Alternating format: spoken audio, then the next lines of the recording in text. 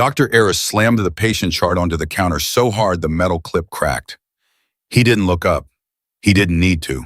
The new nurse standing at the foot of the bed was already shrinking back, and that was exactly how he liked it. "Did I ask for your opinion?" He said, his voice quiet in the way that only truly dangerous men can manage, soft, precise, and meant to wound. Lena Brooks said nothing. She picked up the chart from where it had skidded near the edge and placed it back on the counter without a word.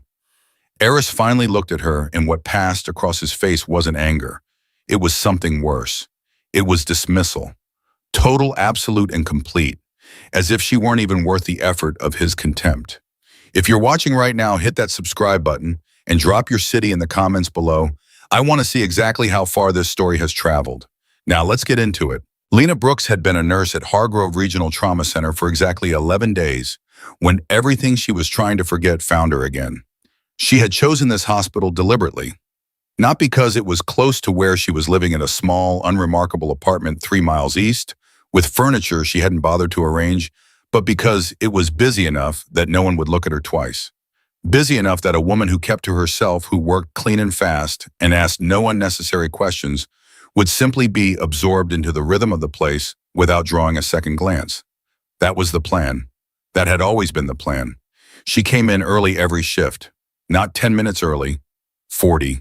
She walked the corridors the way she had once walked unfamiliar terrain, methodically cataloging exits, noting which hallways doubled back, which supply rooms had secondary access points, which corners offered cover, and which offered none.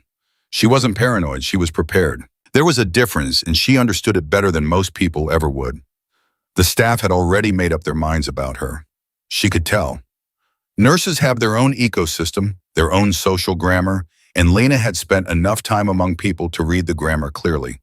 The senior nurses tolerated her because she was efficient and didn't create problems. The younger ones had already decided she was cold.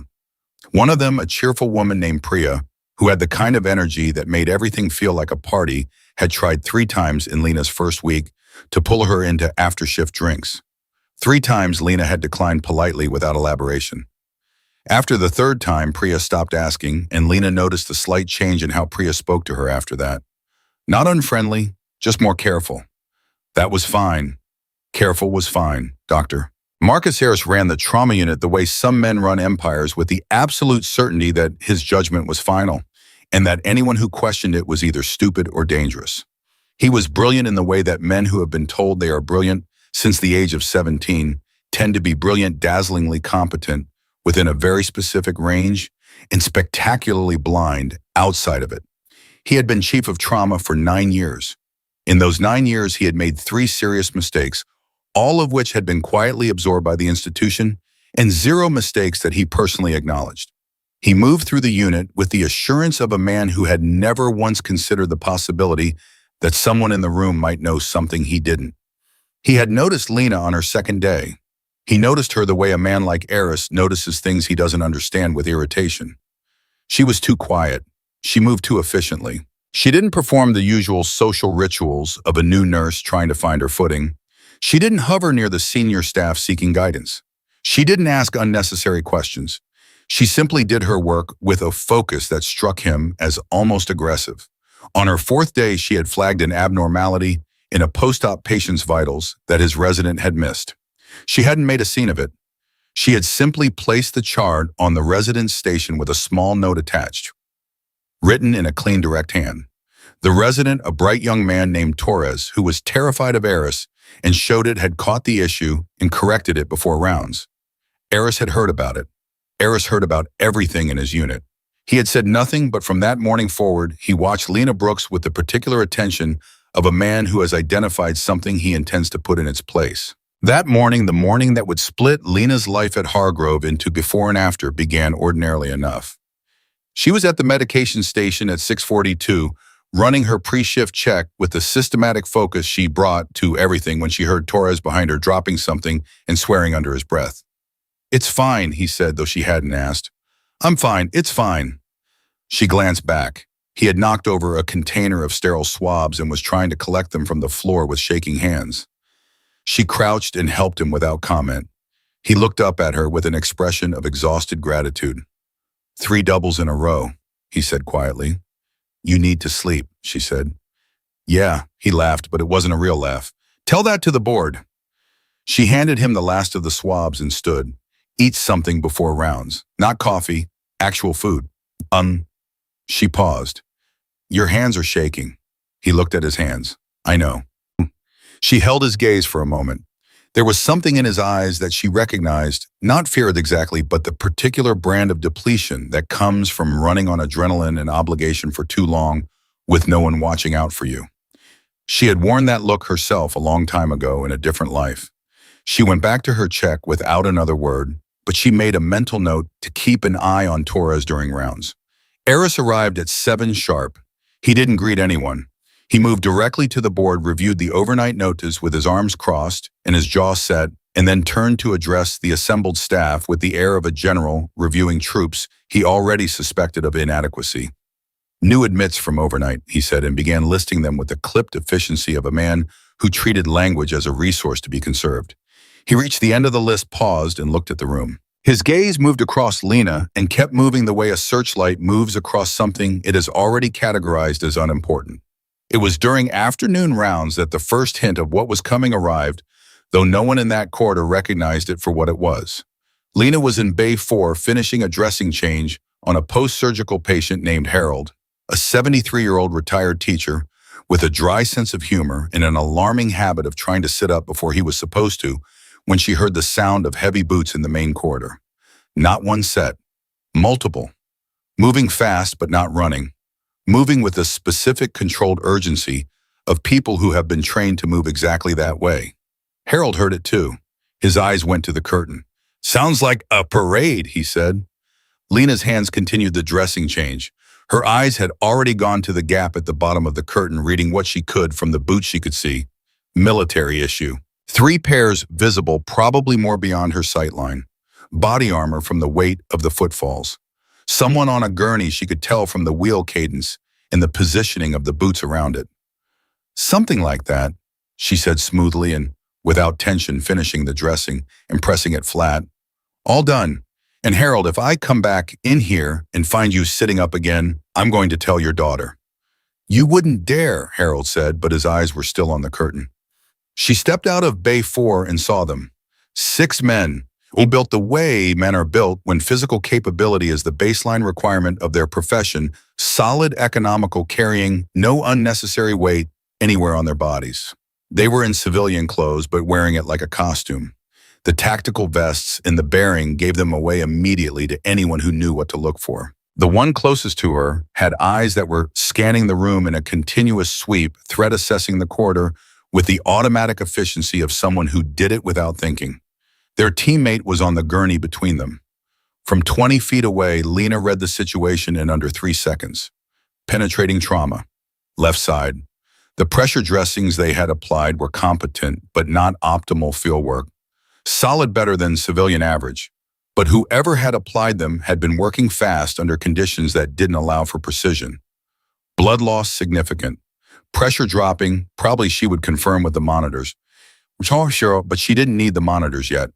Eris emerged from the nurse's station moving fast, his resident and 2 nurses trailing behind him. What have we got? He said, directed at the man who appeared to be in charge. He was slightly taller than the others, with a stillness about him that marked him as someone accustomed to being obeyed. Sergeant Aaron Miller, the man said. His voice was controlled, but Lena caught the edge beneath it, the specific tension of someone watching a situation deteriorate and needing it not to. Gunshot wound left thoracic region, exited clean. Vitals were stable 20 minutes ago. Started dropping about 8 minutes out. How long ago did this happen? We don't discuss operational details. Eris absorbed this without reaction. Allergies. None documented. Blood type. O positive. Eris was already moving alongside the gurney as it rolled toward Trauma Bay 1. His team moved with him, and then without breaking stride, without even a glance, he said it. New nurse, step back and observe. It wasn't a request. It wasn't even really an order in the direct sense. It was a dismissal delivered with the casual certainty of a man who simply assumed it would be obeyed. Lena took 1 step back. Her eyes were already on the monitor as they brought Miller into the bay. She was watching the numbers before the team had finished positioning themselves around the bed. The saturation was 91 and dropping. Torres was on the monitor calling numbers. Eris was directing his resident. The SEAL team had arranged themselves around the perimeter of the bay in a way that was tactically sound. They had left the medical team room to work while maintaining visual coverage of the door.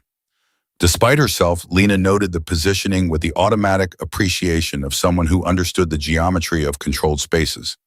The saturation dropped to 89. Eris called for imaging. His resident moved to comply. The SEAL commander, she had mentally assigned him that designation without being told.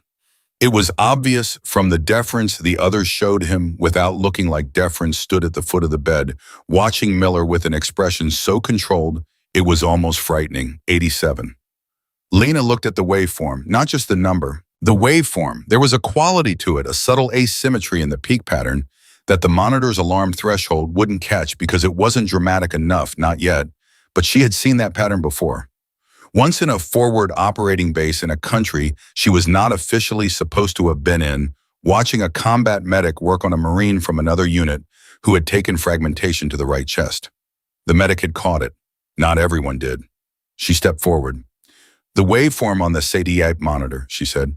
The peak pattern is showing early signs of tension pneumothorax. The pressure dressing may be trapping air. She said it clearly without apology directly toward Eris. He looked at her. The look lasted approximately 1 second. It contained in that 1 second a complete and detailed communication of what he thought of her observation, her timing, and her presumption in offering it. I didn't ask for your input, he said. Step back. I understand. I'm asking you to check the tracheal position and step back. His voice had dropped. Not louder, quieter, the kind of quiet that has teeth in it. The room had gone very still. Torres was looking at the floor. The other nurse, a woman named Dana, who had been at Hargrove 12 years and had survived 3 chiefs of trauma, was looking at the wall. The SEAL commander was looking at Lena with an expression she couldn't entirely read. Lena looked at Eris for exactly 2 seconds, then she stepped back. She did not drop her eyes from the monitor. The saturation read 85. Trachea's midline, the resident said, completing the assessment Eris had requested before Lena spoke. Good.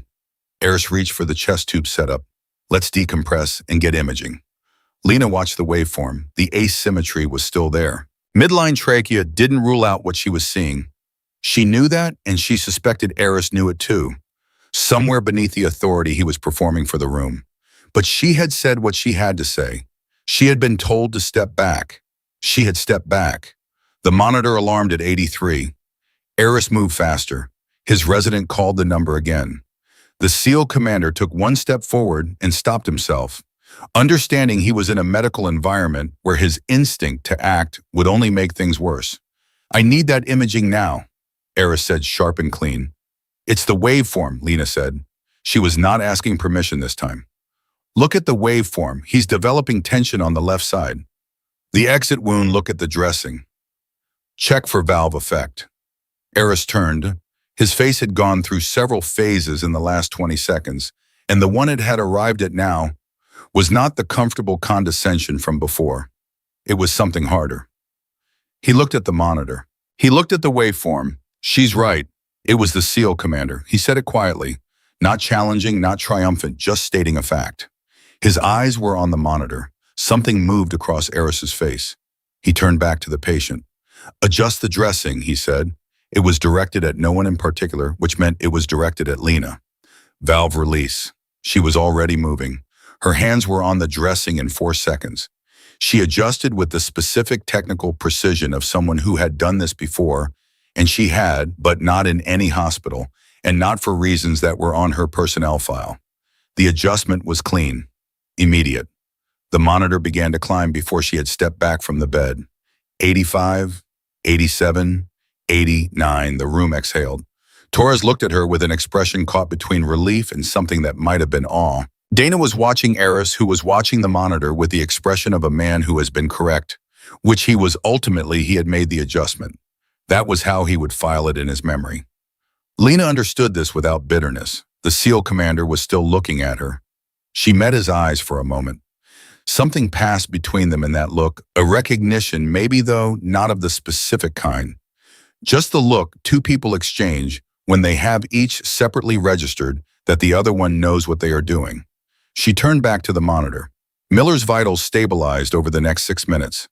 Eris worked efficiently, and whatever Lena thought of him personally, she gave him full credit for his clinical skill.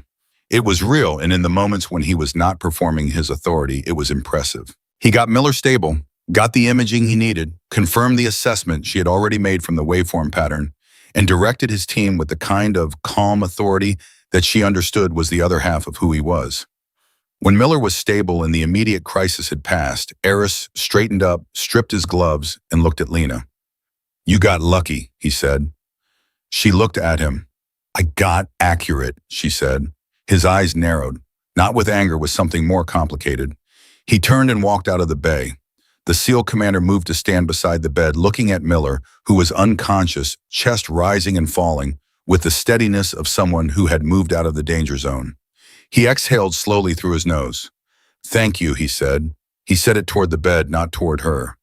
"It's what I do," Lena said. He looked at her then. He was close enough that she could read the details of his face, mid-40s, a jaw that had been broken at least once and healed without vanity eyes, the specific shade of gray that looks like it knows things. His name tape would have said Commander if he had been wearing his name tape. She didn't need the name tape. "Reeves," he said, not offering his hand, just offering the name, which was its own kind of statement. "Brooks," she said. His eyes moved over her face with the same practiced efficiency she had seen in his room scan earlier. Not aggressive, just thorough. She let him look. She had nothing to hide that she hadn't already decided to hide. "You done this before," he said. "That kind of assessment." "I'm a nurse," she said. It was neither a confirmation nor a denial. And from the slight shift in his expression, she could tell he registered that. "Right," he said. His team had arranged themselves with the quiet efficiency of men who had learned to take up exactly the space they needed and no more. Two of them were at the door. One was at Miller's other side. The remaining two were in positions that covered the hall entry and the secondary access point beside the equipment cabinet, which struck her as worth noting because no one who hadn't mapped the room would know about the secondary access beside the equipment cabinet. They had mapped it on arrival. These were not just SEALs. These were men who expected the situation to get complicated. She filed that observation away and went back to her rounds. The afternoon moved the way trauma center afternoons move in waves. A construction worker with a compound fracture. A teenager who had gone through a windshield at low speed and was more frightened than injured, but needed to be treated as the former until they were certain it was the latter. An elderly woman whose family had waited 6 hours past the point at which they should have called 911, bringing her in with a pulmonary situation that required immediate escalation and a very direct conversation with the resident about response timelines. Lena moved through all of it with the efficiency that had already become her signature. In this unit, fast, quiet, precise, never theatrical. She checked on Miller's monitoring every time her path brought her within range of Trauma Bay 1. His vitals held. His color was improving. The SEAL team maintained their perimeter, two at the door rotating, and she noticed each time she passed that they had also begun to track her, not conspicuously, not the way surveillance feels when it's done poorly, but the way experienced people track individuals they have classified as relevant. She was approaching the nurse's station at 3:47 when Priya appeared beside her with an expression caught between nervousness and excitement. "Eris is asking about you," Priya said quietly, the way you say something in a hospital corridor when you want it to go no further than the person beside you. "Asking what? About your background, where you trained, your certifications?" Priya hesitated. He doesn't usually care about that stuff. He barely remembers the names of the people who have worked here for years. The fact that he's asking. She stopped. "I don't know what it means." "It probably means he's annoyed," Lena said. "Yeah." Priya looked at her sideways. He looked more than annoyed. Lena pulled up a patient chart and scanned it without responding. She could feel Priya watching her, wanting more, and she understood the impulse. Priya was kind and curious, and she navigated the hospital the way social people navigate most environments, by reading other people and adjusting accordingly. It was a useful skill. Lena simply didn't have the surplus capacity for it today. I'll be careful, she said, which was the closest she could come to a reassurance that wasn't a lie. Priya looked like she wanted to say something else. Then she nodded and moved away. At 4:22, the hospital shook. Not a tremor, not the vague structural groan of an old building settling. A concussive force that rattled the supply cabinets and brought a ceiling panel down in the corridor outside the nurse's station and knocked Torres off his stool so completely that he hit the floor before he understood what had happened. The lights blinked. Emergency power kicked in within 3 seconds. The monitor alarms in Trauma Bay 1 spiked simultaneously as Miller's readings shifted from the impact. And then the gunfire started. Not outside the building, inside. 2 floors up from the direction of the main entrance. 3 shots in rapid succession, and then a pause, and then 4 more. Then shouting. Then the sound of something heavy impacting a wall. For approximately 2.5 seconds, the trauma unit was completely still. Frozen. The particular frozen quality of people whose nervous systems have not yet caught up to what their ears have just transmitted.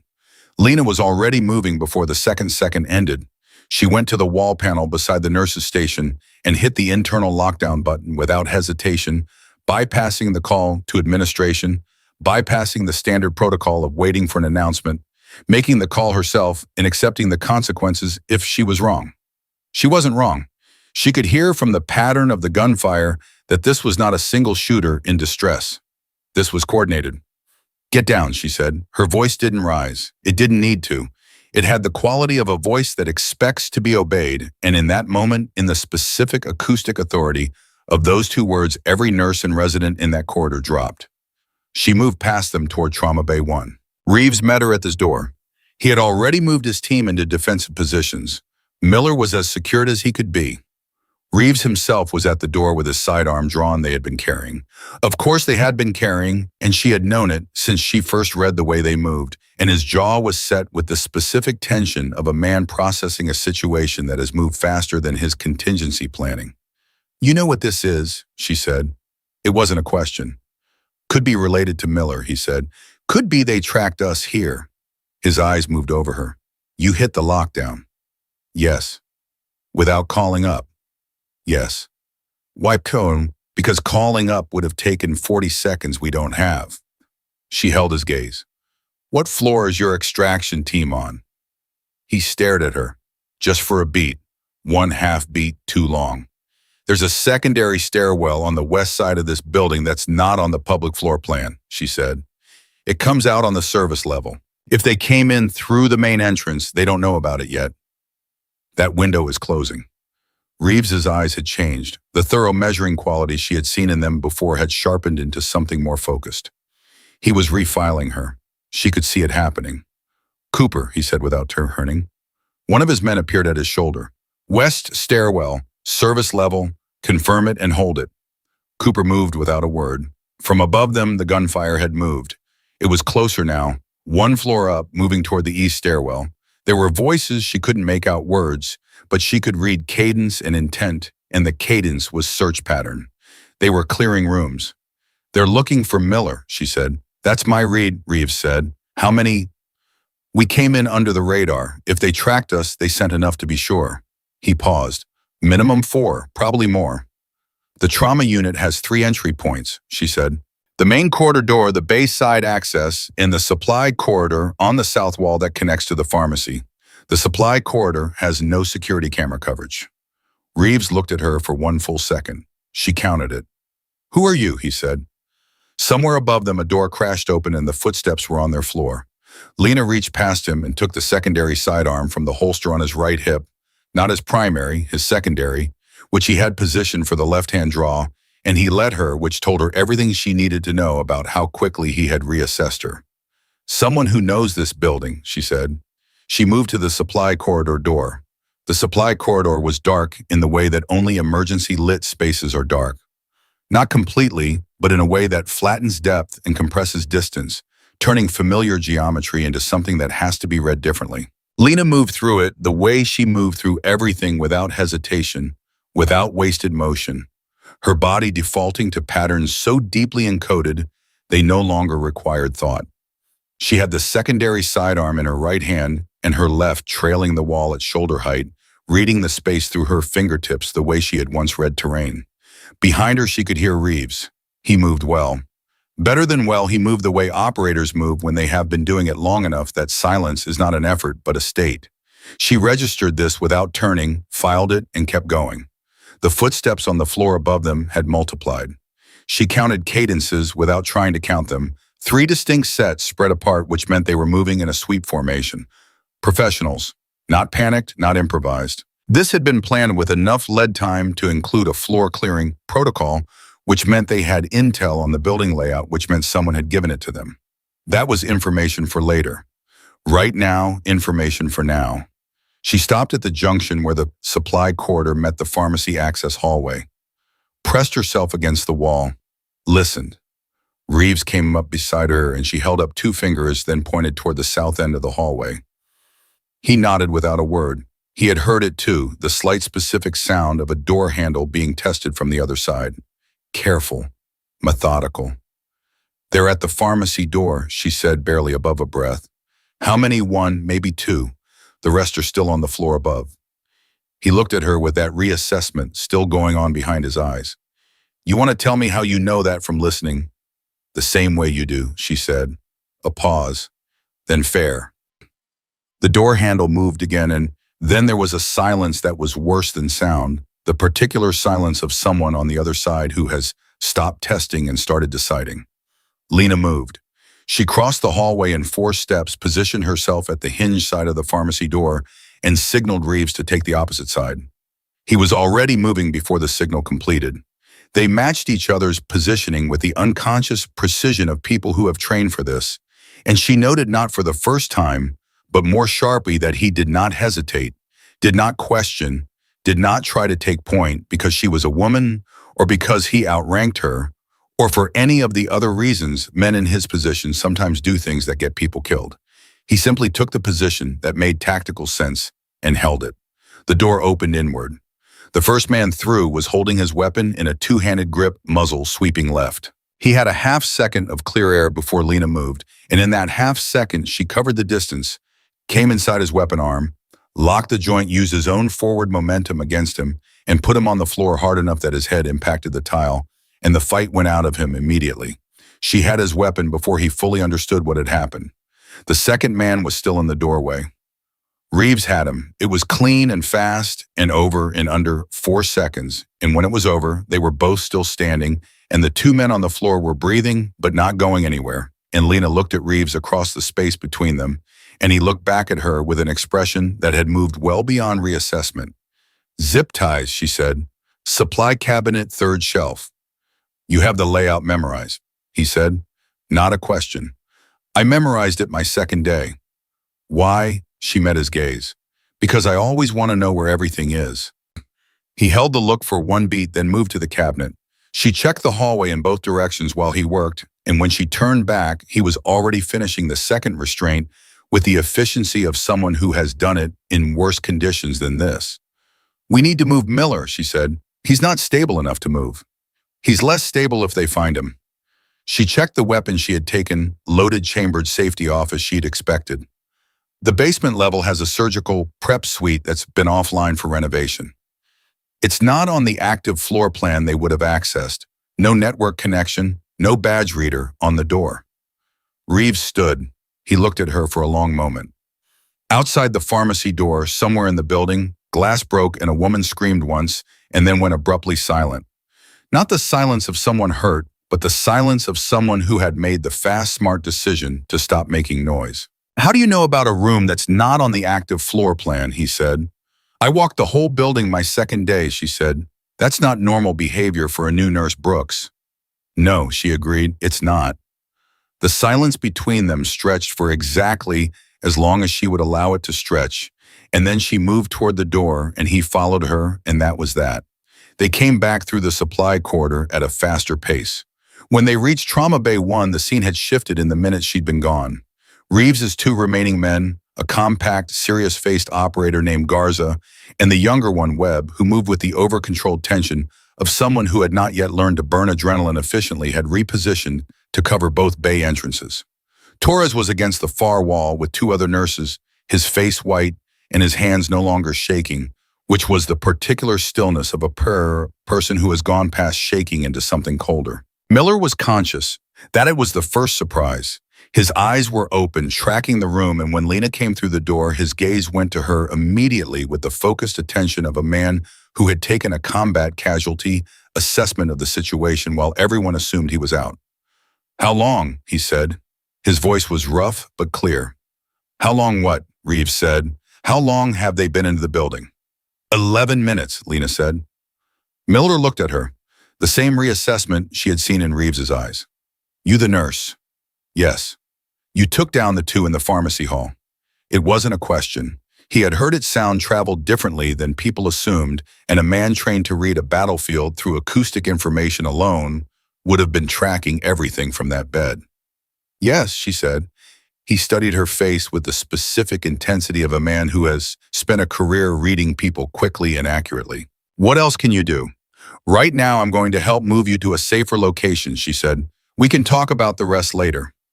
"If there is a later," Miller said. "There will be," she said, and she said it without bravado, without performance, in the flat, certain tone of someone who is not making a promise so much as a professional assessment. Something shifted in his expression. He nodded once. "Tell me what you need," he said.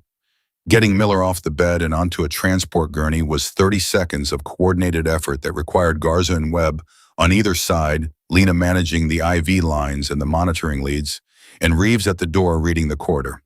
Torres, to his credit, came off the wall without being asked and held the door. His hands were steadier than she expected. They moved fast. The corridor was clear. She had known it would be because she had been tracking the sound patterns from above, and the sweep team had moved east away from the service stairwell.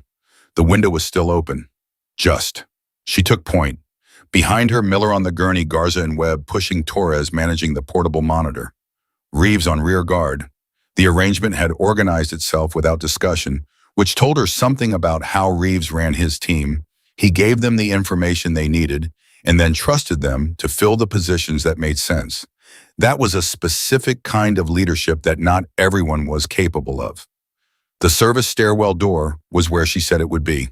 Cooper was holding it from the inside. He had done exactly what Reeves told him, found the stairwell, secured it, and held his position without freelancing. Good discipline. "Clear down," Reeves said. "Clear," Cooper said. "One tango on the ground level outside the service door. Neutralized." Reeves looked at Lena. "Basement level, turn left off the stairwell, then straight 40 feet, second door on the right," she said. "The handle looks like a standard utility closet. The room behind it is not." They went down. The basement prep suite was exactly as she had described it offline. Unconnected, dark, until Cooper found the manual breaker and then lit with the flat, even light of a room designed for medical work rather than atmosphere. Someone had left a stack of unused surgical drapes along one wall. There was a monitoring unit still under a dust cover in the corner that had power when Lena plugged it in. She worked fast. She got Miller back on continuous monitoring, reassessed his vitals, adjusted the IV rate, checked the dressing and the repair that Eris had done, which was solid work. She gave the man his due. Miller watched her through all of it with those quiet, assessing eyes. "You've done field work," he said. She didn't answer. "That's not a question," he said. She taped the new dressing flat and straightened. "Your numbers are better than they were 40 minutes ago. That's what matters right now." "It matters," he agreed, "and I'm still asking." She looked at him. He was pale and the pain was evident in the lines around his eyes, and the way he breathed controlled, because he had been trained to breathe through pain, but the control itself was a sign of it. And still he was asking because he was a man who needed to understand the situation he was in, and he had enough experience to know that she was a significant variable in that situation. "When this is over," she said. He held her gaze for a moment, then gave a short exhale that was as close to a concession as someone like him probably got. Reeves came to stand beside her. His team was positioned around the room, Cooper at the door. Garza covering the secondary access they had identified on the way, in Webb monitoring the stairwell through a cracked panel in the wall. The arrangement was professional and quiet, and she felt for the first time in 11 days the specific sensation of being in a room where the people around her were operating at the level she understood. "There are still hostiles in the building," Reeves said. "At least 4 more, probably 6, she said.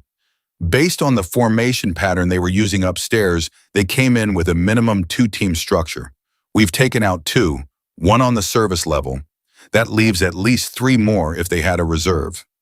They'll find the pharmacy team, he said. When they do, they'll know someone with training is in the building. They already suspected it, she said, the restraints.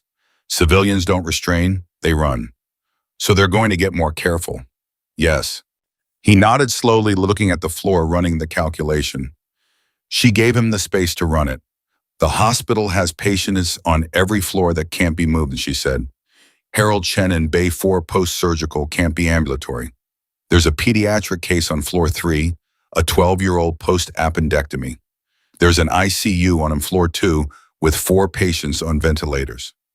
Reeves looked at her. You know the patient roster. I know who can't run, she said. Yes. He was quiet for a moment. Then what do you need? She had been thinking about this since the first gunshot. Since before, if she was honest, the part of her that had spent years reading environments for threat potential had been running a quiet background calculation since the moment she walked into Hargrove on day 1. The calculation had simply become active and urgent instead of passive and theoretical. I need to get to the 3rd floor, she said. There's a supply room adjacent to the east stairwell that has a line of sight down the main corridor. Whoever is running their operation is going to centralize at some point. They need to communicate, reassemble, assess. When they do, they'll use the main corridor on 2 or 3 because it connects to the stairwells and the main entrance. You want to position yourself with a line of sight, Reeves said. Yes. With a sidearm. She looked at him with an expression that was not quite a smile and not quite something else. Garza has a secondary rifle in the bag, Reeves said. He'll say he doesn't. I don't, Garza said immediately from across the room in the flat tone of a man who does. Garza, Reeves said, a pause, then the sound of a bag zipper. She crossed the room and took the rifle from Garza, who handed it over with the specific expression of a man reassessing a situation he thought he had already assessed. She checked the action, checked the load, adjusted the stock. It was 3/4 of an inch too long for her, a minor thing. She worked with it, and when she looked up, Garza was watching her with something new behind his eyes. You've handled an SR-25 before, he said. I've handled a few things, she said. Where? She slung the rifle and turned back to Reeves. I need Cooper to stay with Miller. I need Webb on the basement entry. I need you with me. Reeves didn't blink. You're giving my team orders. I'm offering a structure that I think gives us the best outcome, she said. You're in command. Do you want to modify it? He looked at her for a long time. Not the reassessment anymore that was done. Something that had passed through reassessment and arrived somewhere else. Someplace that was closer to the look 2 equals exchange when they are deciding whether to trust each other fully. No, he said, I don't want to modify it. They went back up the stairwell. Cooper's voice came from below them, steady. Miller is asking questions. Tell him I'll answer them later, Lena said. He says he's heard that before. Tell him this time it's true. They came out on the 2nd floor landing. The hospital had gone into the particular quiet of a building under threat, not silence, because there were still sounds, but the sounds were wrong. No PA system, no footsteps in the corridors. The ambient background noise that a busy hospital generates had been stripped away, and what was left sounded hollow and exposed. Reeves was at her shoulder. Movement 2nd floor east, he murmured. She had already heard it, one set of footsteps moving carefully, someone who thought they were being quiet but hadn't accounted for the specific acoustic quality of a corridor that had gone dead. She held up a fist. Reeves stopped. The footsteps came closer. She pressed herself to the wall, and Reeves moved to the opposite wall, and they held their positions without breathing loud enough to matter. And the footsteps came to the junction 20 feet away and stopped. The man who appeared at the junction was looking the wrong direction. He was looking east toward the stairwell he had come from, checking his back, which meant someone had told him to check his back, which meant he was not operating entirely alone on this floor. There was another one, somewhere. She moved before he completed the turn. She was on him in 6 steps, controlled and silent, and the engagement was over before it began. She had his weapon and he was on the floor, and she was back at the wall before Reeves had taken 2 steps. Where's the second one? Reeves said. She looked at the downed man. He was conscious, a jaw set, not making noise. Not asking for help. Trained. East side, she said. He was watching a specific direction. Someone is stationed on the east side. She looked at the downed man again. He looked back at her with eyes that had gone from operational to something harder to categorize. How many? She said. He said nothing. She crouched in front of him, so they were at eye level. I'm not going to hurt you, she said. I'm going to secure this building and get these patients safe regardless of your answer. All I'm asking is whether I need to account for more of your people than I currently am. He looked at her. His jaw was working slightly, the way jaws work when someone is deciding something. 6, he said. Total. She stood. Thank you. Reeves was looking at her with that expression again. How did you do that? I asked him, she said. People don't just answer. Sometimes they do, she said, when you ask the right way. They moved toward the east side of the second floor, and she was already calculating angles, positions, distances. The SR-25 in her hands felt like a language she had always known, but had promised herself she wouldn't speak again, and she was speaking it now and trying not to think about what that meant. The supply room door was unlocked, which she had expected, and renovation contractors don't always relock what they open. She went in first, Reeves behind her. The room was narrow and tall, and at the far end above a stack of unused shelving units, there was a window at corridor door level that looked directly onto the main hallway of the third floor. She assessed the angle in under 2 seconds. It was not ideal. It was sufficient. She cleared the shelving units with 2 pulls and got into position and looked through the glass and saw at the far end of the corridor exactly what she had predicted. 3 men converging at the junction that connected the east and west stairwells, communicating with hand signals, and the low-clipped efficiency of a team that had just received information they did not like. They had found the pharmacy team. They knew now. She watched them reorganize. Watched the hand signals change, the formation adjust. They were switching from a search pattern to a direct action posture, which meant they had a target location, or thought they did. They think Miller is on the first floor, she said quietly. They're moving down. How can you tell? Lead man is pointing at the west stairwell. West stairwell goes down from here, not up. They're going to the first floor trauma unit. Where my men aren't, Reeves said. Where your men aren't, she confirmed. He pulled out his phone and sent a text, 1 line, no words, just a location signal. She didn't ask. He was communicating with Cooper in the basement. The technology of it was secondary to the fact that he trusted his team to read a single signal correctly, and she respected the economy of it. You have a shot from here, he said. She looked through the glass at the 3 men at the corridor junction. I have a shot, she said. Take it. She was quiet for exactly the time she needed to be quiet. No, she said. Not yet. If I take the shot through glass at this range, I get 1, maybe 2 before the third takes cover and we lose our position. I need them separated. Then we need to draw them. Yes, she said, we do. He looked at her. She could feel him thinking, running the options, arriving at the same place she had already arrived. It has to be me, he said. They're looking for someone with training. If a nurse just wanders into the corridor. They won't believe a nurse wanders into the corridor at this point, she said. They know there's an operator in the building. They'll treat anyone moving as a threat. Then what? She looked back through the glass. The 3 men were starting to move. She had maybe 90 seconds before they reached the stairwell, and the angle was gone. There is 1 person in this building, she said carefully, who they would absolutely believe walking into that corridor. Reeves looked at her. Who? Someone who looks frightened, she said. Someone who looks like they are trying to run. Someone who looks exactly like what this building is full of. He stared at her. No, he said. It draws them out, separates the formation.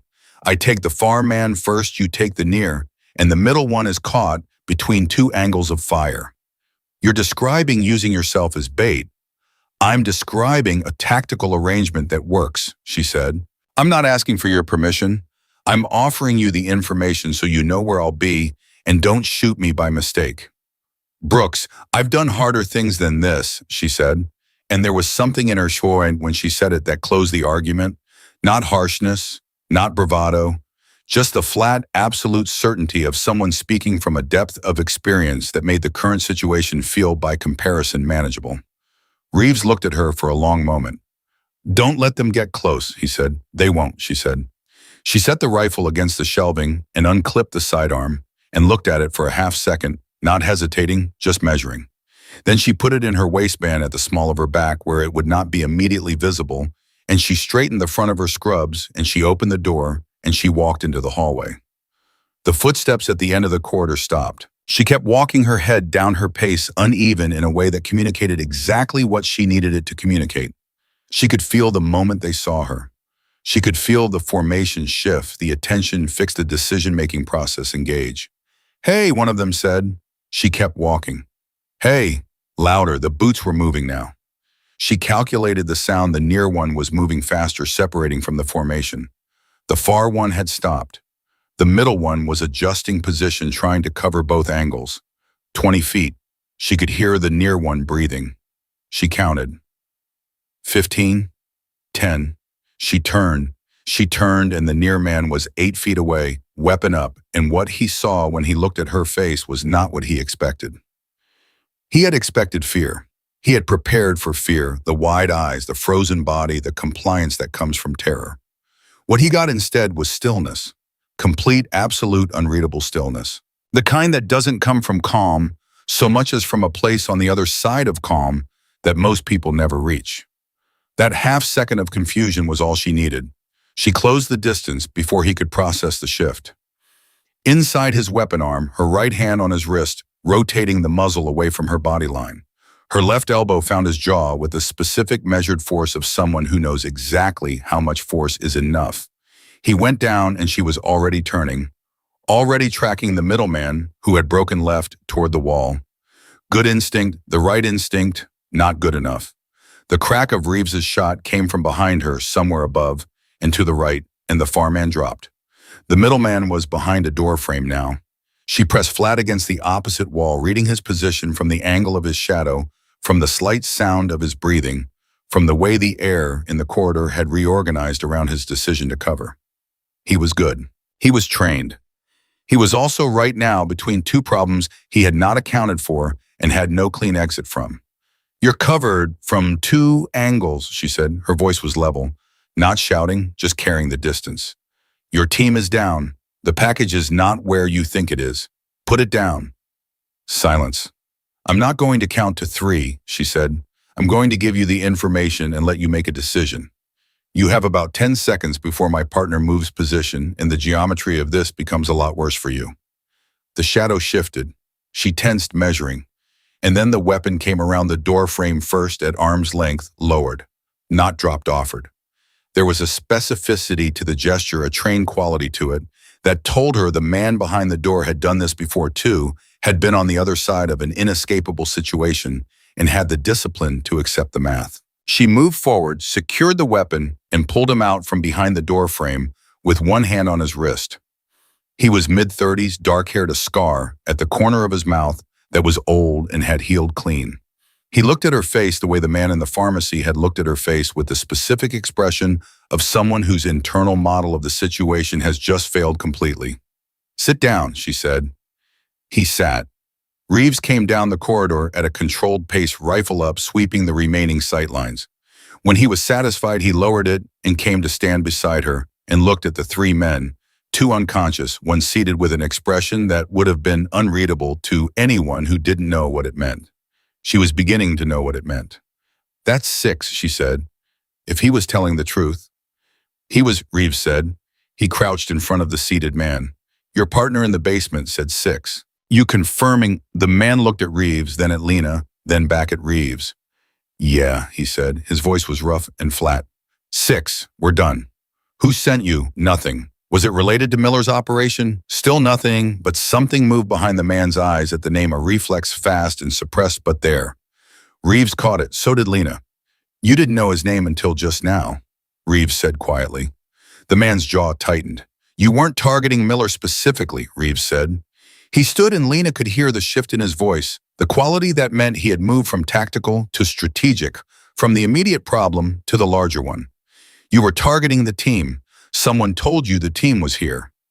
The man said nothing, but the nothing was a different kind of nothing now. Reeves looked at Lena. She looked back at him. Neither of them said what they were both thinking because the corridor was not the place for it. There would be time. There needed to be time. She zip-tied the conscious man with the last of the ties from her scrubs pocket. She had taken them from the supply cabinet in the basement on the way up, because she was the kind of person who took zip ties from supply cabinets on the way into situations that might require them, and then straightened and took a breath. The hospital was quiet again. The wrong kind of quiet still, but a different quality to it. The threat quiet had changed into the aftermath quiet, which was its own particular weight. "We need to check the floors," she said. "Cooper and Garza can do that. I need you back in the basement." She looked at him. "Why?" "Because Miller is asking for you," he said, "and because I need you to tell me what's in that man's eyes when he looks at you, since apparently you can read things in people's eyes that I cannot." She almost said something. She stopped herself. "Fine," she said. They went back down. The basement prep suite had taken on a different atmosphere in the time she'd been gone, the particular atmosphere of a confined space where people have been waiting with a specific kind of tension and have now received the information that the immediate threat has passed, but haven't quite let themselves believe it yet. Webb was at the door, and the relief in his face when he saw Reeves was immediate and then quickly corrected, because he was 26 and still learning to manage what his face did. Cooper nodded at her when she came in. Garza was on the phone. Miller was sitting up. He shouldn't have been sitting up. The dressing on his chest made it uncomfortable at minimum and inadvisable in general, and the IV line was pulled taut with the angle. But he was sitting up, and he was watching the door, and when she came through it, his eyes went to her hands, the sidearm, the condition of her, the absence of visible damage, and then to her face, and she watched him read all of it in under 2 seconds. "Done," he said. "6, she said. "Done." He exhaled through his nose. It was not quite relief. It was more like the recalculation that happens when a variable that has been high risk is removed from the equation. He looked at Reeves. "Your unit," he said. "All good," Reeves said. "She handled 3 herself," Garza said from across the room, in the tone of a man who is reporting a fact and has not yet fully integrated what the fact implies. Miller looked at her. She moved to the monitoring equipment and checked his readings without acknowledging the look. Because the readings needed checking, and because if she made eye contact with him right now, the conversation would start, and she wasn't sure she was ready for it to start. "Your pressure is better," she said. "You need to lie back down." "In a minute," he said. "You're Corporal Brooks." The room went very still. She kept her eyes on the monitor. Her hands stayed where they were. She let the names sit in the air between them and didn't flinch from it, because flinching would have been its own kind of answer. "Sergeant," she said finally, "you should lie down." "Lena Brooks, 1st Marine Division, Scout Sniper, 1-4. He said it quietly, not performing it, just reciting what he knew the way a man recites a thing he has spent time being certain of. 3 confirmed tours, classified operations that I know about because I was running parallel missions in the same operational areas. You were listed as," he stopped. "You were listed as separated, honorable, about 2 years ago." "Lie down," she said. "You took the SR-25 from Garza." "Your numbers look good," she said. "You should rest. Garza doesn't give his rifle to anyone." "She didn't give me a choice," Garza said. There was something new in his voice, not resentment, something that was trying hard not to be awe. Miller looked at her for a long moment. She finished checking the monitor and turned to face him because avoiding it was no longer useful, and she had never been a person who avoided things that weren't useful to avoid. "Yes," she said, "you have the right name." The room stayed quiet. She could feel all of them recalibrating Garza Webb Cooper and Reeves standing just behind her left shoulder. Recalibrating her. The nurse who was not a nurse, the quiet woman who had memorized the hospital in 2 days and taken down 4 armed men in 20 minutes and handled an SR-25 like she had grown up with it. "Why are you here?" Reeves said. His voice was careful, not accusatory, just asking. "I told you," she said. "I'm a nurse." "You're a sniper who became a nurse," Miller said. "People become things," she said. "That's not a mystery. Why this hospital? Why not somewhere quiet?" She looked at him. "Trauma centers aren't quiet." "They're not," he agreed, "but you could have gone rural, small practice, somewhere no one asks questions." He paused. "You chose a place where things happen, where people come in broken and need fixing." Another pause. "That wasn't an accident." She was quiet. He had gotten somewhere close to something true, and she wasn't ready to confirm it for a room full of people she had known for less than an hour, even if they had spent that hour earning something. The conversation about my motivations, she said, can happen when you're cleared for discharge. Right now, I need you horizontal. He looked at her for another moment. Then slowly he lay back. Not because she had the authority to order him, because he had made a decision. She adjusted the IV line and checked the dressing and was aware with every movement of Reeves standing behind her in a way that was different from how he had been standing behind her for the last 40 minutes. The tactical configuration was the same. Everything else had shifted. Brooks, he said. She turned. Who knew you were here, he said. At this hospital. Your location. She looked at him. The question landed cleanly the way a well-thrown thing lands with precision and weight. What are you asking? She said. I'm asking whether you were followed, he said carefully, or whether the attack on this building was coincidental to Miller being here, or whether there is a third possibility. She understood the third possibility. She had been turning it over since the first gunshot, running it against the alternatives, looking for reasons to dismiss it. She had found fewer reasons than she wanted. I've been here 11 days, she said. Under what documentation? Clean documentation, she said. New ID, new record. The exit was... She stopped. The exit was supposed to be clean. Supposed to be, Reeves said. She turned to look at him. Yes. But you built in contingencies, he said. You memorized the building layout in 2 days. You know the floor plans and the inactive rooms and the supply corridors. You've been operating in a state of low-level readiness since you arrived. I'm always in that state, she said, because you thought someone might come. She said nothing, which was its own answer. Webb made a sound from the doorway, a controlled, quiet sound that was his version of clearing his throat when he had something to contribute and wasn't sure if contributing was appropriate. Reeves glanced at him. Go, Reeves said. The men we took down, Webb said. I did a quick search while you were upstairs. The ones who had ID were carrying documents consistent with a private security contractor out of Virginia. The kind that does government-adjacent work. Lena went very still. Name, she said. Webb looked at her.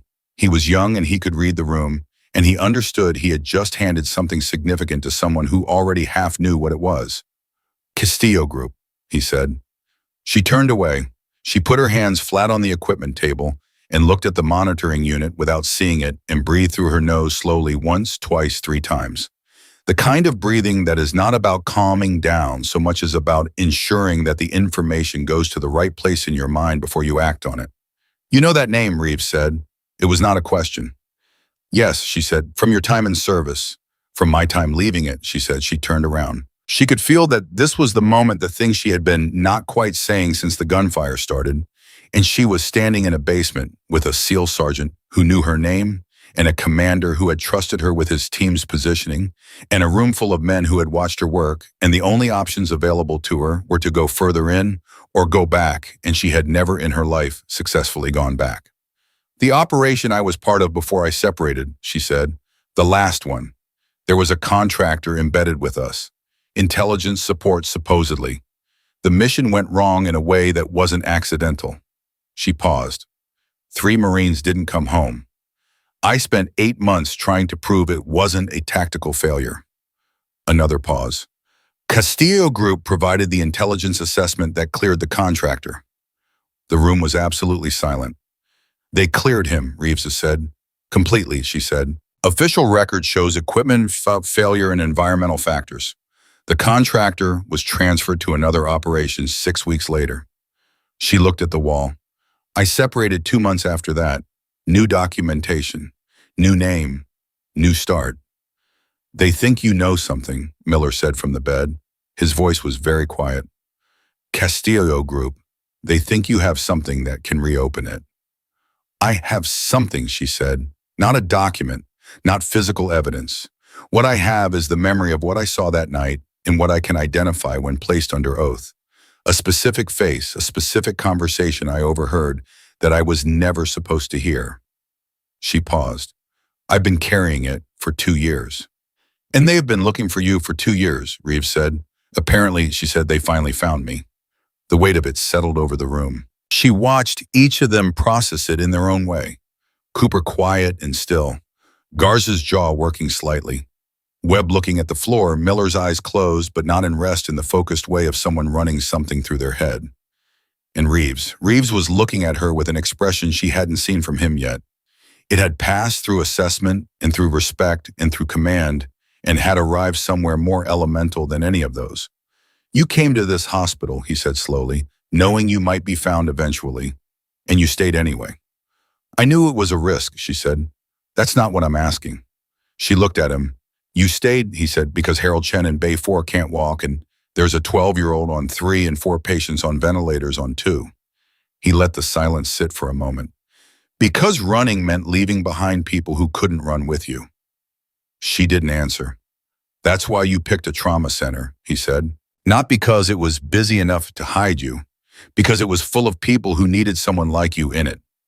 The silence stretched. She was aware of her own heartbeat, which was entirely steady, which was the strange thing about who she was, that the heartbeat that had not changed during the firefight was somehow harder to manage in this moment, with someone who had simply said a true thing and looked at her while he said it.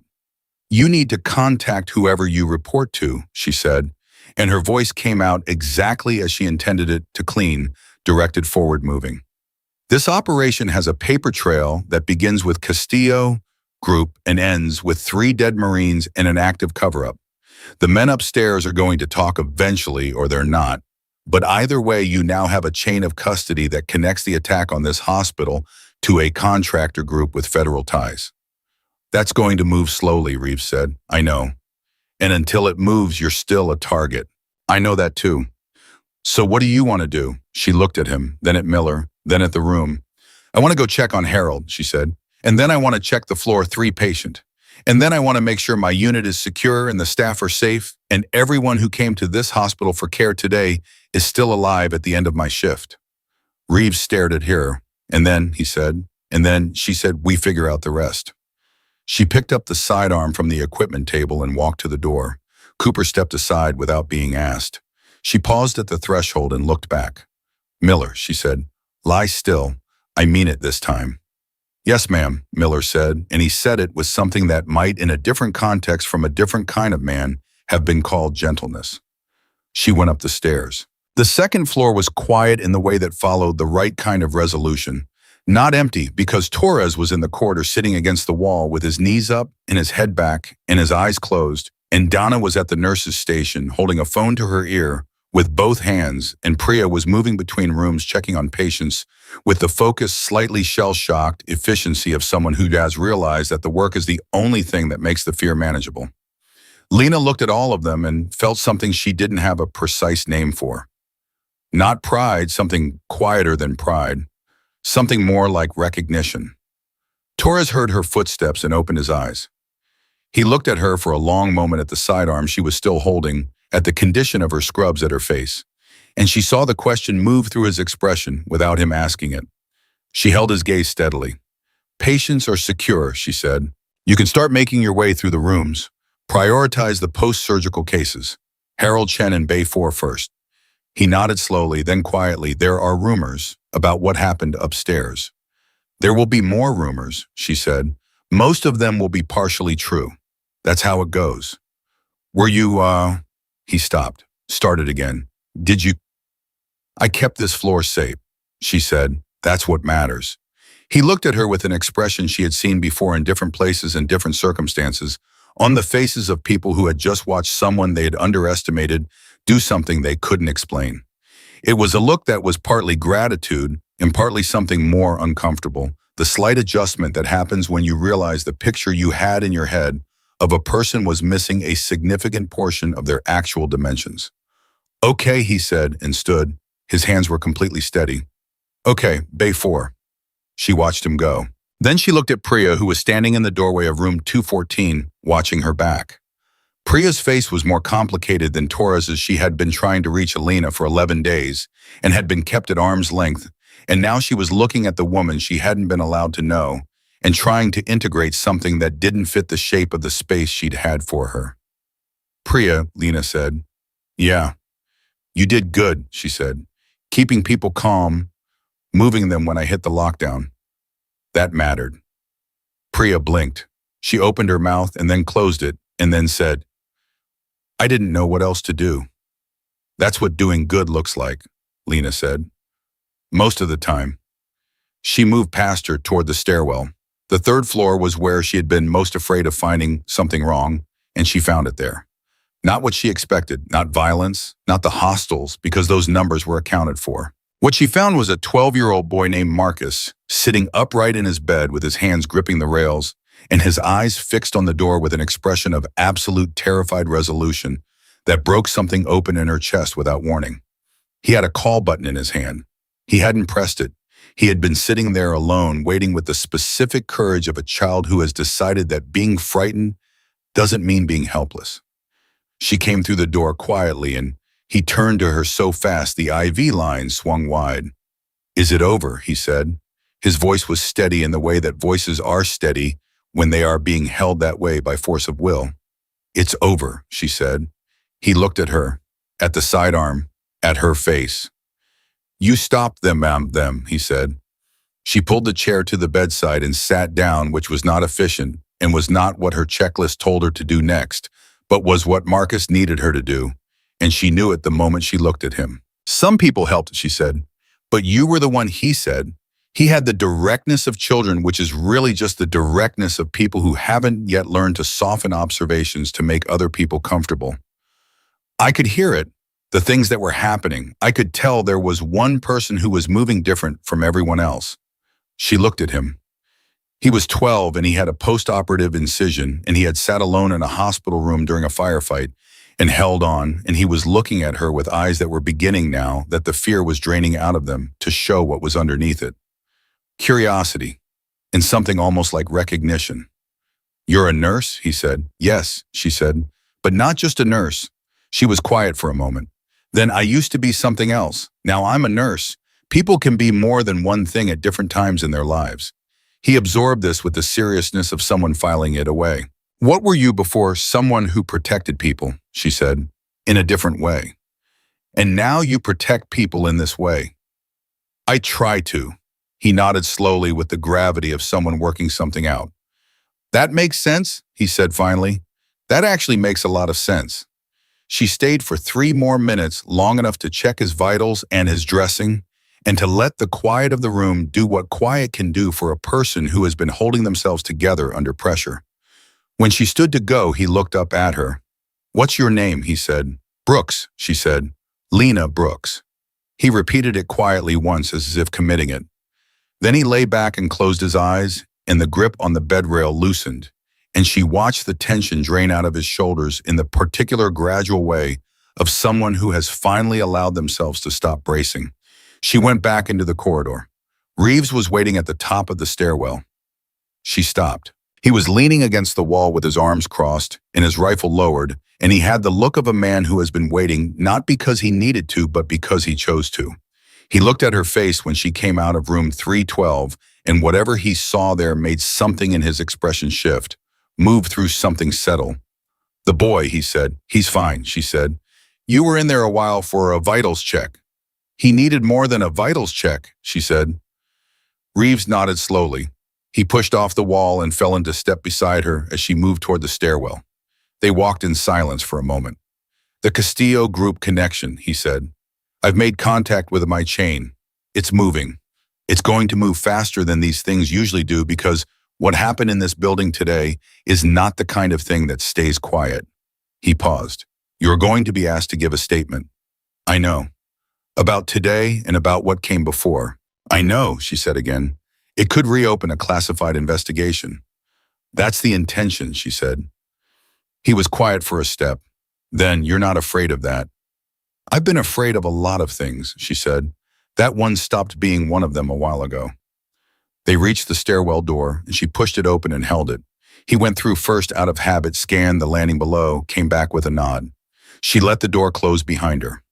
From below, somewhere in the building, she heard voices beginning to emerge. The careful, relieved voices of people coming back out of the positions they had taken when the shooting started.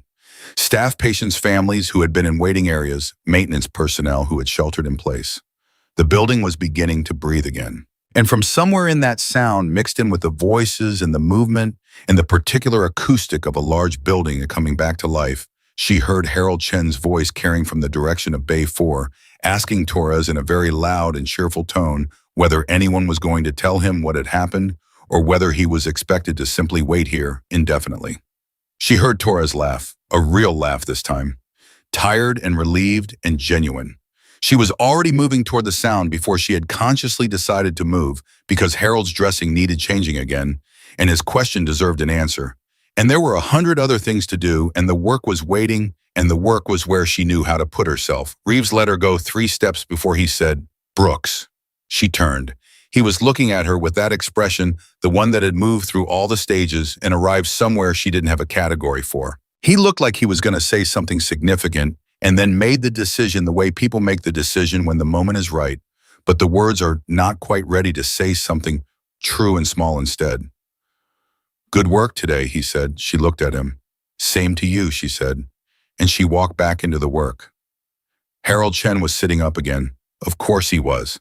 Lena came through the curtain of Bay 4 and found him propped at a 30-degree angle he had achieved by manually adjusting the bed controls, which he absolutely knew he was not supposed to touch, with the remote balanced on his knee, and an expression of complete innocence that he had clearly been practicing since approximately 1987. "I heard things," he said. "You're supposed to be flat," she said. "I heard a great many things," he said, with the emphasis of a man who has decided that the passive approach is no longer working and has upgraded to the direct one. Things that sounded like, and I want to be precise here, gunfire. "Lie back, Harold. Are you carrying a weapon?" She looked down at herself. She had transferred the sidearm to the back waistband of her scrubs sometime in the last hour and had forgotten to return it to Reeves, which said something about what her last hour had looked like. She looked back up at Harold. "It's a long story," she said. "I'm 73, and I've been lying in this bed for 4 days," he said. "I have nothing but time." She moved to the bed and adjusted the angle back to flat over his mild protest and checked his dressing and his drain output and his vitals with the systematic efficiency of someone running on the particular kind of fuel that comes after crisis, not adrenaline anymore, but something steadier and more deliberate. Harold watched her work with the attentiveness of a retired teacher who had spent 40 years observing people and had gotten very good at reading what they weren't saying. "You stopped it," he said quietly. She pressed the dressing flat. "The situation was managed. By you. By several people. But primarily by you." He paused. "I could hear you, moving.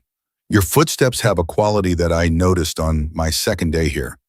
I thought it was just efficiency." "It wasn't just efficiency, was it?" She looked at him. He looked back at her with eyes that were old and clear and entirely without judgment. "No," she said, "it wasn't." He nodded slowly. "My son-in-law was Army," he said. 22 years. He moves the same way, like he's always accounting for something the rest of us can't see." He folded his hands on the blanket with a kind of deliberate peace. "Thank you, Lena." She had been called Brooks all afternoon, by men who knew what that name meant in a specific operational context. Hearing her first name from Harold in his particular voice with that particular weight behind it did something she wasn't prepared for. She looked at the monitoring unit until her expression was fully under control. "You're welcome," she said. "Lie flat, I mean it." "You always mean it," Harold said. "That's one of the things I noticed." She was coming out of Bay 4 when she almost walked directly into Dr. Eris. He was standing in the corridor outside the bay with his arms at his sides and his jaw set, and an expression on his face that she had not seen from him before, not the condescension from rounds, not the performance of authority, something that had come from somewhere deeper and less managed than either of those. He looked like a man who has had an hour to sit with something and does not know what to do with what sitting has produced. They stood facing each other in the corridor. The fluorescent light above them had been flickering since the explosion, and no one had fixed it yet, and in the slightly uneven light, Eris looked older than he did during rounds. He also looked, she realized, shaken. Not frightened, she didn't think Marcus Eris did frighten in any recognizable form. But shaken, something had gotten through. "You secured the lockdown," he said. "Yes, without calling administration." "There wasn't time," she said. "That's a breach of protocol." She looked at him. I know. He held her gaze. His jaw worked slightly. You also, by every account I've received in the last 30 minutes, prevented at least 6 armed individuals from reaching this unit. A pause. And treated Miller's tension pneumothorax before I'd formally confirmed the diagnosis. She said nothing. He wasn't asking a question yet. I was wrong, he said. The words came out flat and precise, the way Eris did most things without warmth, but also without evasion. He was a man who did not apologize easily or often, and she could hear in the 4 syllables exactly how much the saying of them cost him. About the waveform, he continued, you saw it before I did. You said it clearly. I dismissed it. Another pause. That was a clinical error on my part. You corrected course, she said. Late, he said. She looked at him steadily. You got him stable. Your work on the chest repair was good. Miller is in the basement right now with improving numbers, and that is at least partially because of what you did. Something moved across his face. Not gratitude, not exactly. Something more complicated, the recalibration of a man who has been handed a more nuanced picture of a situation than he was prepared to receive. Who are you, he said. It was the same question Reeves had asked, but from Eris it meant something entirely different. Reeves had asked it because he needed to understand what asset he was working with. Eris was asking it because his entire taxonomy of the people in his unit had just been proven insufficient.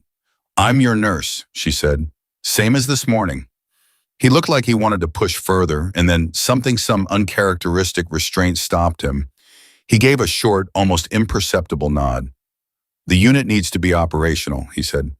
We have patients who have been without adequate monitoring for the last hour and a half. I'll need your full attention back on the floor. You have it, she said. He held her gaze for one more second, and then he turned and walked back toward the nurse's station with the same carriage he always had, precise, purposeful. But she noticed as she watched him go that he moved through the unit differently than he had that morning. He stopped at the station and said something to Dana. He stopped at Torres's shoulder and said something that made Torres look up with a slightly surprised expression. He moved differently through his own space, and she thought that's what accountability does to a person when they actually permit it. It changes the geometry of how they occupy a room. She went back to work. The next 90 minutes moved in the controlled chaos that follows any large-scale crisis. Federal agents arrived at 47 minutes past the hour, 2 from the FBI field office, and 1 she identified immediately as something else, something that operated in the space between agencies that doesn't have a public name. He was mid-50s, wore a suit that fit too well for a government salary, and he moved through the hospital with the quiet authority of a man who had clearances she wasn't going to be told about. He found her in the medication room at the nurse's station and introduced himself as Caldwell, no first name offered, no agency identification presented. You're Brooks, he said. Yes, she said. Reeves briefed us, he said. We need your statement. I have patience, she said. We can work around your schedule, he said with the tone of a man who meant the opposite. Then give me 40 minutes, she said, and I'll come find you. He looked at her with the expression of a man who was accustomed to people being considerably more compliant than she was being, and then he adjusted because she was already moving. She gave Torres her medication checklist and told him to flag her if anything shifted on the post-surgical cases. She checked the ICU on floor 2. All 4 ventilator patients were stable. The nursing staff there had handled the lockdown with a professionalism that deserved recognition, and she told them so directly because she believed in saying true things when she had the chance to say them. She checked Marcus on floor 3.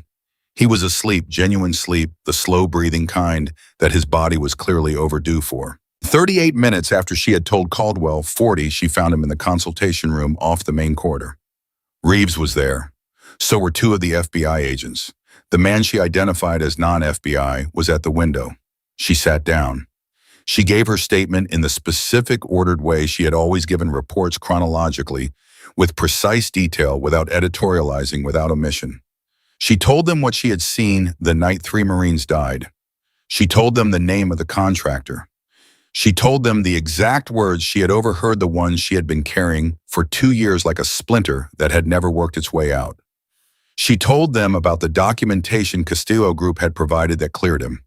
She told them about her exit from the service and the new identity she had built and what had brought her to Hargrove Regional and what she suspected about how she had been located. When she finished, the room was quiet for a moment. The FBI agents were writing. Caldwell was watching her face. Reeves was sitting very still. "The contractor you named," Caldwell said. "Richard Howell." "Yes," she said. "He's currently embedded with a joint task force operating out of Quantico," Caldwell said. She had not known that specifically. She had known it was likely known that the Castillo Group's relationship with the federal government had continued and deepened in the 2 years since she separated. Knowing the specifics was something different, though. It landed differently. "Then you have a problem to solve," she said. "We have a problem to solve," he said, "with your help." She looked at him. "What kind of help?" "Testimony," he said. "Formal, protected, before a closed review board. What you've described constitutes sufficient predicate to reopen a classified investigation that was closed prematurely." A pause. "It also constitutes a significant personal risk." "I'm aware," she said. "Castillo Group sent 6 contractors into a civilian hospital today," Reeves said. It was the first thing he had said since she sat down, and he said it quietly in the specific tone of someone making sure a fact is fully registered. "Into a trauma center, with patients on ventilators and a post-operative pediatric case." He paused. "That's not a targeted operation. That's a message." "It's also a catastrophic overreaction," Caldwell said. "The kind that creates leverage." "Leverage," Lena said. "They exposed themselves substantially today. The connection between the Castillo Group and the attack is going to be demonstrable within 48 hours. When it becomes demonstrable, the question of why they were willing to make that exposure becomes central." He looked at her. "The answer to that question, combined with your testimony, is the case." She looked at the table for a moment. 2 years. She had been carrying this for 2 years, and she had put it down, or tried to, had built a life around its absence. That was also, she could admit it now. In this room, built partially around its presence, around the fact that she had chosen a hospital in a city where she might be found, because some part of her understood that the only way forward was through. "Okay," she said. Reeves looked at her. "Okay," she said, again with the finality of a decision that had actually been made a long time ago and was only now being spoken out loud. "I'll testify." Caldwell nodded once with the efficiency of a man moving a significant item from the pending column to the confirmed column. "We'll arrange a protection." "I don't need protection," she said. "Brooks," Reeves said. "I don't need protection," she said again.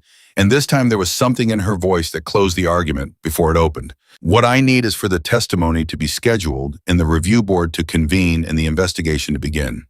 That's what needs protection, not me." Caldwell looked at her for a long moment. Then he looked at Reeves.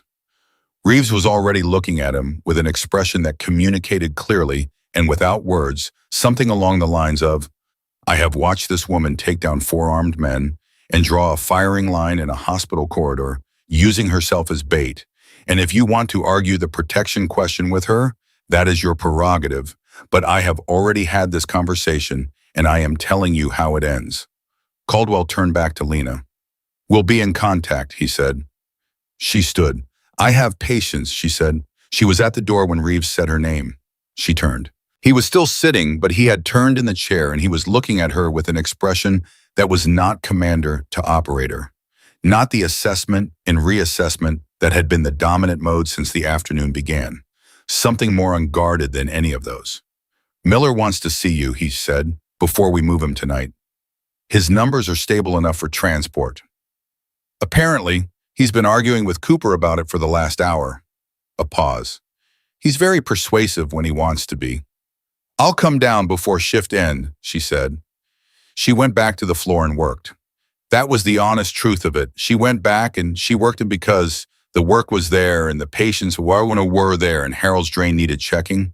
And Torres had flagged a minor anomaly on the post-surgical case in Bay 2 that turned out to be a positioning issue with the monitoring lead and not a clinical event, but checking it was still what needed to happen. She worked the way she had always worked, which was fully without reservation, without the half attention that comes from having your mind somewhere else. But something was different. She noticed it gradually, the way you notice a change in air pressure, not all at once, but in accumulation. The way Dana moved around her had changed. Not deference, not performance, something more organic than either. A natural adjustment, the kind that happens when a group of people collectively updates their understanding of who someone is in relation to them. Priya smiled at her differently.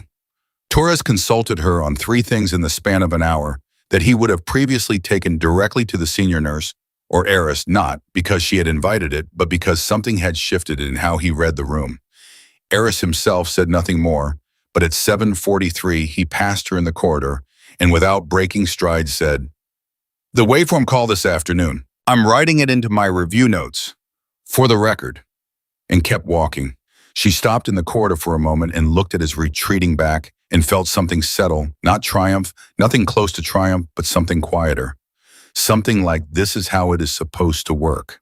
People seeing clearly and adjusting accordingly. That was all she had ever wanted from any room she was in. She went to the basement at 8:15. Miller was sitting up again, which seemed to be an unavoidable fact of his personality, and Cooper was standing at the foot of the bed with his arms crossed and the specific expression of a man who has lost an argument he had no chance of winning. Miller's color was significantly better than it had been. His eyes, when she came through the door, were fully alert. "Your numbers look good," she said, moving to the monitor. "I've been told," he said. "Cooper has been updating me on my own vitals every 7 minutes. Because you asked me to," Cooper said. "I asked you for updates, not a running commentary." "Those are the same thing, Sergeant." Miller looked at Lena. "See what I've been dealing with." "You're a difficult patient," she said, checking the IV line. "I've been called worse." He watched her work. "You came to say goodbye." "I came to check your vitals before transport," she said. "That too," he said. "But you came to say goodbye." She finished the check and straightened and looked at him. He looked back at her with those quiet reading eyes that missed very little and forgave quite a lot. "I wanted to ask you something," he said. "Go ahead. When this is over, when the testimony is done and the investigation moves and things get whatever things get, what are you going to do?" She looked at him. "I'm going to come to work," she said. "Here." "Here," she said. "Or somewhere like here. This is what I do now." "You could," he stopped, reconsidered his approach. Miller, she was learning, was a man who chose his approaches deliberately. There would be positions available in consulting, in operational medicine, in a dozen things that would make full use of what you are. "I know," she said. But I'm a nurse," she said. "That's not a lesser thing. That's the thing, the whole thing." He was quiet for a moment. "Then, the Marines you lost, the 3 from the operation." She went very still. "I read the after-action reports," he said quietly, "the ones that were available. I started reading them about 8 months ago when a source in my network flagged some inconsistencies in the Castillo group's operational history." A pause. "I've been pulling threads for a while. What I didn't know was where the human thread began. Who had seen it with their own eyes and could say so." He looked at her steadily. "I didn't know it was you." She understood then. Not a coincidence. Not entirely. Miller had been brought to this hospital. The team that brought him had she ran the calculation fast, feeling it settle into place. The operation Miller had been running. The source in his network who had flagged the Castillo group. The chain of information that had eventually led someone at Castillo Group to this hospital. The threads were converging, not because she had been unlucky. "You were getting close," she said. "We were getting close," he confirmed. "Not to you, to Howell. But apparently Howell's people were monitoring adjacent communications, and they picked up something that pointed here." He paused. "I'm sorry, if our operation brought this to your door." "Your operation didn't bring anything to my door that wasn't already coming," she said. "I've been here, waiting for it to arrive. On some level, I think I've always known it would." Miller looked at her for a long moment. "The 3 Marines," he said again gently. "I know their names. I know what they were worth. I want you to know that." Something happened in her chest. A door she had kept closed for 2 years shifted on its hinges. She didn't let it open. This was not the place. This was not the time. And she was not someone who grieved in front of people she had known for 6 hours, however much she had come to respect them in those 6 hours. But the shift itself, the small movement of the thing she had been holding, was real. "Thank you," she said. He nodded. She adjusted his IV rate for transport and made 2 specific notes on his chart for the receiving facility. She went over the post-transport care protocol with Cooper, who listened with the attentiveness of someone who takes his responsibilities seriously, and then asked three intelligent questions that told her he had been listening for real and not just performing it. When she was done, she stepped back from the bed. "Safe transport," she said. "Brooks," Miller said. "Sergeant." "For what it's worth," and he said.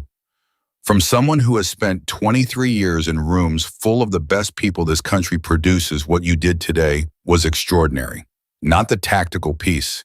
Anyone with your training could have done the tactical piece, although you did it better than most. The rest of it, the boy on 3, the old man in Bay 4, going back to work the moment the threat was down." He held her gaze. "That's the part that's extraordinary." She stood with that for a moment, the particular weight of it, which was different from praise because it was precise, and precision carries more weight than volume. "Get some sleep on the transport," she said. "You need the recovery." He smiled, and it was the first full smile she had seen from him, and it changed his face considerably. "Yes, ma'am," he said. She went back up the stairs for the last time that night. The hospital at 9 o'clock had the particular quality of a place that has been through something and is not yet sure what to do with that. The staff moved more carefully, spoke to each other more directly, made less small talk, and more genuine contact. Trauma does that to a unit. It either fractures it or anneals it, and she could feel moving through the corridors that this one was going the second way. Reeves was waiting at the main entrance. She had expected him to be gone, or in a vehicle somewhere coordinating the transport, or in a conversation with Caldwell that did not require her presence. She had not expected him to be standing at the main entrance with his hands in his pockets and no rifle visible, and the look of a man who has decided to be somewhere and is comfortable with that decision. "Miller's ready," she said. "I know. Cooper texted." He paused. "I wanted to say something before we left." She waited. 6 hours ago, I walked into this hospital thinking my biggest problem was getting Miller stable and getting him out without compromising the operation. He looked at her steadily. "I didn't know this building had Lena Brooks in it. I didn't know that was going to matter the way it mattered." A pause. "I'm glad it did." She looked at him. The fluorescent light had been fixed while she was in the basement, and the corridor was fully lit now, and in the full light she could see his face without the emergency lit quality that had given everything a slightly unreal cast for most of the afternoon. He looked real and tired and honest, and she respected all three of those things enormously. "You're good at your job," she said. "Your team is good. You trusted the read correctly and moved well in a situation that had no clean playbook." She paused. "That matters too." He held her gaze. "Will I see you again?" "Probably," she said. "If the investigation goes where it needs to go, there will be proceedings that require us both." "That's a very clinical answer," he said. "It's the accurate one," she said. Something moved at the corner of his mouth. Not quite a smile, something close to it. "Fair enough," he said. He held out his hand. She shook it. His grip was firm and direct and held for exactly the right amount of time, and when he released it, he nodded once and turned and walked toward the vehicle bay where his team was loading Miller for transport. She watched him go. Then she turned back toward the unit. Torres was at the nurse's station finishing his notes, and when he heard her footsteps, he looked up. "Bay 2 is asking for water," he said. "Harold is asking for food, which I have told him is not happening, and the charge nurse wants to debrief the whole unit at shift change tomorrow morning. Tell Harold he can have clear liquids," she said. "Tell Bay 2 water is coming. And tell the charge nurse I'll be there." She moved toward Bay 2 with a cup of water and the particular forward momentum of someone who has not yet reached the end of what the night requires of her and who has no intention of stopping until it is done.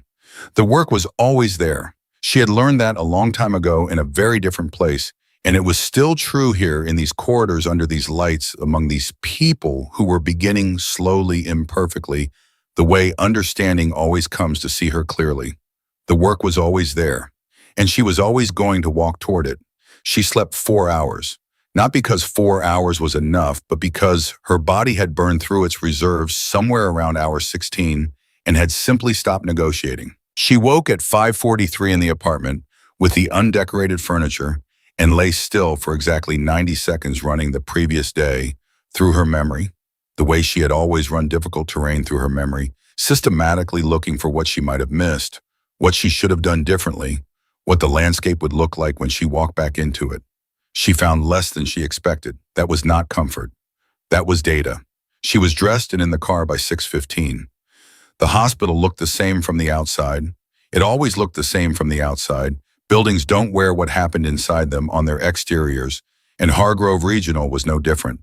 The same automatic doors, the same intake desk, the same smell of antiseptic and recycled air that she had cataloged on day one as the specific olfactory signature of this particular institution. She walked through it and felt it settle around her the way a place settles around you when you have decided consciously and completely that it belongs to you. The unit was different, not structurally, not in any way a visitor would have noticed, but she moved through it and felt the difference, the way you feel the difference in a room where something has been rearranged, the same objects differently weighted. The staff who were finishing the night shift looked at her with a directness that hadn't been there 11 days ago.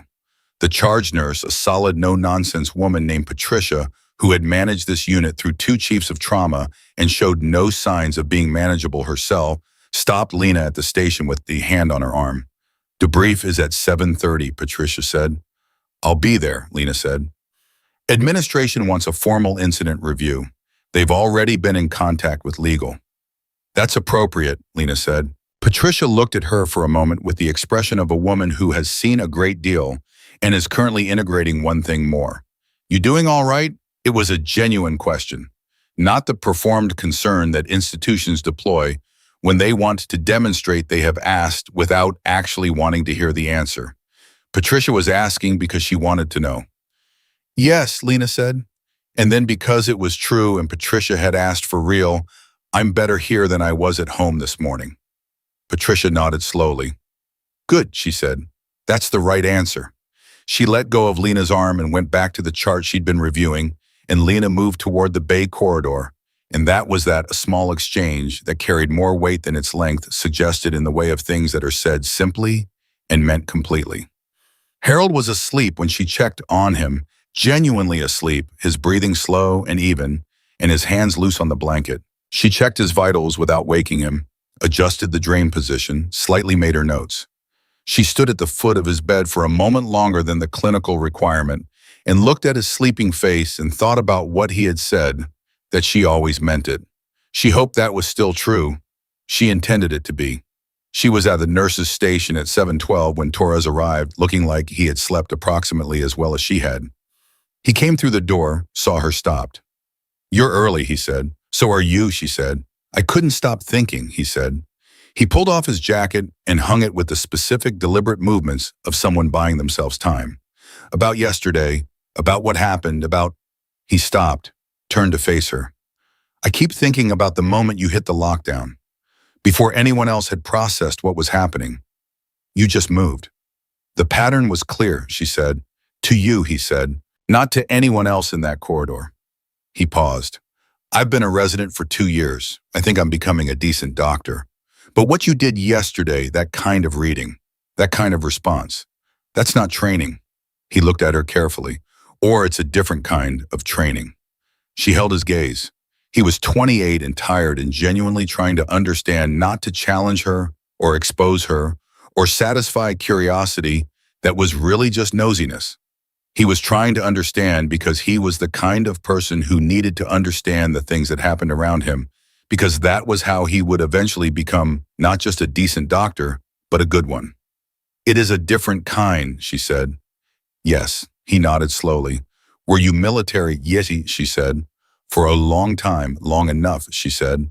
He absorbed this, then, "And now you're here." "And now I'm here," she confirmed.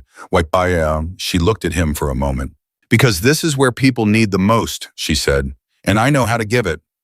He was quiet for a long breath. Then he said, "I'm glad you're here," in the direct, uncomplicated way of someone who means a thing and has decided to say it without ornamentation.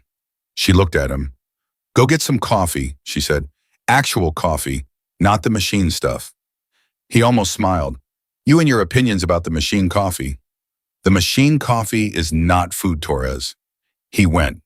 She turned back to the station, and for 30 seconds, she allowed herself to simply be still standing in the corridor of her unit in her scrubs, with her notes and her charts and the quiet machinery of a hospital in morning transition happening all around her. 30 seconds of stillness that were not emptiness, but the opposite. Full. Completely full. Then her phone buzzed. Caldwell, a number she had been given at shift end the night before and told to expect contact from within 24 hours. It had been 15. She answered. "There's been a development," Caldwell said. His voice carried the specific quality of someone who is delivering information they know will land hard and have made a decision to deliver it quickly rather than cushion it, which she respected. "Howell knows you're alive," she said. A pause. "Yes, and he knows you've been in contact with us.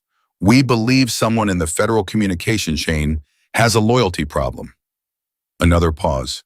"I'm telling you this because you need to know, and because you deserve to know, and because the next thing I'm going to tell you is going to make more sense in that context." "Go ahead," she said. "Howell has requested emergency transfer out of the Quantico task force. His legal team has filed injunctive motions preemptively, which tells us they've had this prepared, which tells us they expected this to eventually happen. He's trying to move before the investigation formally reopens." "Can he pay you?" "Not anymore," Caldwell said, and there was something in his voice then. Not triumph, because Caldwell didn't seem like a man who did triumph, but a cold operational satisfaction. Miller's debrief last night produced 3 corroborating elements that we didn't have before. Combined with the attack on Hargrove, the chain of command connecting that attack to Castillo Group is now documentable. Howell's injunction was denied at 6:40 this morning. She was very still. "It's moving," Caldwell said, "faster than these things usually move. What happened in that hospital yesterday made it impossible to manage quietly. There are 6 contractors in federal custody. There is physical evidence connecting them to the group, and there is a very angry FBI deputy director who spent his morning briefing explaining to a Senate Oversight Committee why an armed team was clearing floors in a civilian trauma center." He paused. "Your testimony is still central, but it is no longer the only pillar." She exhaled, slowly through her nose, the way she breathed when she needed the oxygen to do something specific. "When," she said, "review board convenes in 11 days, he said. "Closed session initially, but given the scope of what we're looking at, it will not stay closed. I want to prepare you for the possibility that this becomes public. Significantly public." She looked at the corridor in front of her, at the unit she had memorized in 2 days and worked in for 11, and defended yesterday with a rifle she had sworn to herself she would never pick up again. At the place that had become, without announcement or ceremony, the thing she came to in the morning. "Prepare me however you need to," she said. "The answer is still yes." She ended the call and stood for a moment, holding the phone, running the new information through the same systematic process she ran everything through, arriving at the same place she had arrived at the night before. Not peace exactly, but the thing that exists past where peace is required. The thing that knows what it is going to do and is no longer in conflict about it. She put the phone in her pocket and went to check on Bay 2. The debrief at 7:30 was everything. A hospital debrief in the aftermath of a critical incident is structured, necessary, difficult, and ultimately insufficient to contain what had actually happened, because the things that actually happen in a crisis are too large and too human to fit cleanly into an incident report. Patricia ran it with the precision of someone who had managed critical incident responses before, and understood both their function and their limits. Administration had sent a representative who sat in the corner and said very little and took notes that were probably going to become part of a legal document. The FBI had requested access to the debrief recording, which Patricia had agreed to, with the specific expression of a woman agreeing to something she finds mildly objectionable, but understands to be correct. Lena spoke when she was asked to speak. She described the sequence of events in the ordered, precise way she had given her statement to Caldwell, factually, without performance, without the dramatic flourishes that the listening faces sometimes seem to be waiting for. She described hitting the lockdown. She described the personnel movements. She described the pharmacy corridor. She described the basement. She described the 3rd floor. She said that Commander Reeves and his team had performed with exceptional competence and that their cooperation had been essential to the outcome. She did not describe the rifle. She did not describe what it felt like to hold it after 2 years of not holding it. She did not describe the conversation with Miller in the basement, or what Caldwell had told her that morning, or the 11 days of quiet readiness that had preceded the afternoon when it all became active. Some things belonged in an incident report. Some things belonged somewhere else, and she had enough experience to know the difference. When it was over, administration's representative asked to speak with her privately. She went. The representative was a man named Garrett 40, the kind of polish that comes from years of organizational navigation, who sat across from her in the small conference room and folded his hands and looked at her with an expression she identified in about 3 seconds as the expression of a man who is about to offer something significant and is watching carefully to read whether the offer will be welcome. "The board has been in contact with me since last night," Garrett said.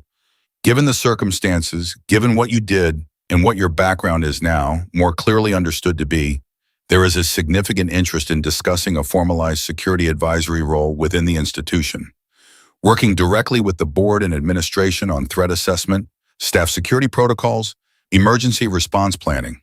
He paused. "With a substantial increase in compensation in a position at a level commensurate with your actual experience." She looked at him. "The nursing position would be secondary," he continued, "or restructured. The advisory role would be the primary function." She was quiet for a moment. Garrett waited with the practiced patience of someone who makes offers to people for a living and knows that the silence between offer and response is where the real negotiation happens. "No," she said. He blinked. "Ms. Brooks." "Thank you," she said, genuinely. "I understand what you are offering and why, but no. The compensation alone is not the relevant consideration," she said. He looked at her with the expression of a man who does not often encounter a response he genuinely cannot parse. "What is the relevant consideration?" She held his gaze steadily. "I came to this hospital to be a nurse," she said. "Not as a cover, not as a transition, as a nurse, because the work matters in a way I understand and have chosen and am not willing to restructure into something administrative." She paused. "What I did yesterday was necessary. It was also, I hope, not going to be necessary again. What I do every day, what I did for Harold in Bay 4, what I did for the 12-year-old on 3, what I do for Torres, when his hands are shaking and he needs someone to tell him to eat something, that is the role I chose. That's the role I'm going to keep." Garrett sat with this for a moment. He had the look of a man arriving somewhat reluctantly at a respect he hadn't expected to need. "The board will consider your position unchanged," he said finally. "I'd appreciate that," she said. She stood. She was almost at the door when he said, "For what it's worth, Ms. Brooks, what you did yesterday, it's not something any security advisory structure would have produced. The institution benefited from something that can't be systematized." He paused. "I think the board is beginning to understand that." She turned back just long enough to look at him with the specific expression she reserved for moments when something true had been said by someone she hadn't expected to say it. "They should," she said, and left. The morning moved, the way it always moved in the structured chaos of a busy trauma unit, in the rhythm of need and response, that she had built her new life inside of the rhythm that was the right size for what she was now. At 9:47, a set of footsteps in the main corridor made her look up. Reeves. He was in civilian clothes that actually fit this time, not the costume quality of yesterday, just clothes worn with the unconscious ease of a man who has shed the operational context and is standing inside a different one. He was carrying 2 cups of coffee from the place 3 blocks east that she had identified on her second day as the only decent coffee within walking distance of the hospital. He held one out as he reached the nurse's station. She looked at the cup. "How did you know where to get that?" "I asked Torres," he said. He was very emphatic about the machine coffee. She took the cup. It was, in fact, the right coffee. She was more moved by this than was strictly rational, and she acknowledged this to herself without commentary. "I thought you left last night," she said. "Miller is stable," he said. "Transfer went smoothly. I had some follow-up to complete in the city." He paused with the particular quality of pausing that means the pause is the thing, not what comes after it. "I wanted to see how you were." She looked at him. He looked back at her with the same directness that had characterized every exchange they had had since the afternoon before. No performance, no management, just the direct and unadorned attention of someone who has decided you are worth paying attention to. I'm here, she said, working. I can see that, he said. That's not what I asked. She held the coffee cup with both hands. Around them, the unit continued its morning tour as moving between rooms, Dana on the phone at the station, Patricia reviewing charts with a junior nurse who was learning to read numbers the way Patricia wanted them read. The ambient working sound of a place that heals people. I spoke to Caldwell this morning, she said. Marai, Reeves said. Then you know it's moving. I know, he said. I also know that moving and finished are not the same thing, and the distance between them is going to involve a significant amount of exposure for you. Oh. He paused. I want you to know that I'll be available.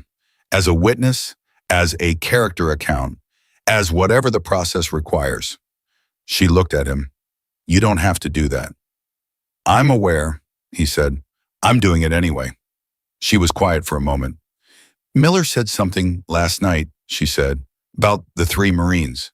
He said he knew their names. He said he wanted me to know that. She paused. I've been carrying those names for 2 years without anyone else acknowledging them. The way he said it, like they were real people to him, not just an incident report that mattered more than I knew it was going to matter. Reeves nodded slowly.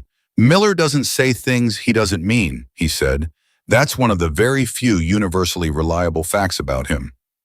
I'm beginning to understand that, she said. They stood for a moment in the particular quiet of 2 people who have been through something together and have arrived on the other side of it in a different kind of space. Not easy, she didn't deal in easy, but real. The weight of it was real and the presence of it was real, and she had enough experience with what was not real to know the difference. I have rounds, she said. I know, he said. I won't keep you. He paused. I'll be in the city for another day or 2 for the follow-up. He met her eyes.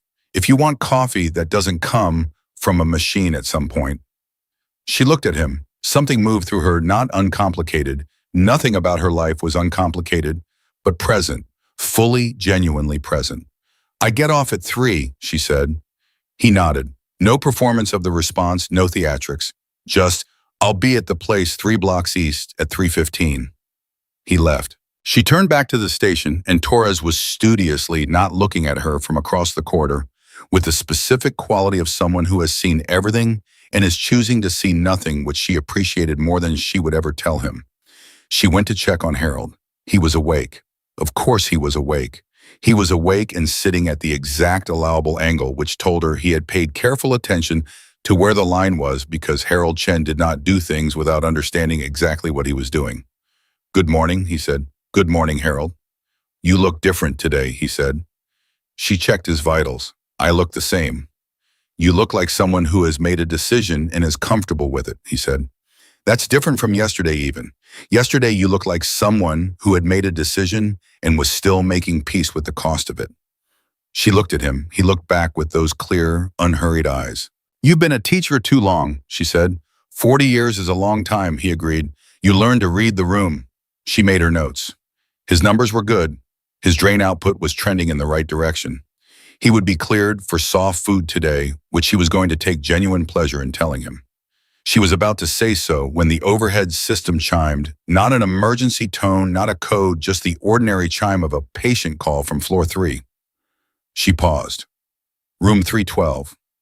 Marcus. She was in the corridor before she had fully thought about moving, because that was simply who she was. The movement happened and the thought came after. She took the stairs because they were faster, came through the 3rd floor door, and walked directly to 312 and opened it. Marcus was sitting up, and his eyes were bright, and his color was better than it had been the night before. And the call he had placed was not an emergency call. She could see that immediately from his face. He had called because he wanted to. I wanted to tell you something, he said.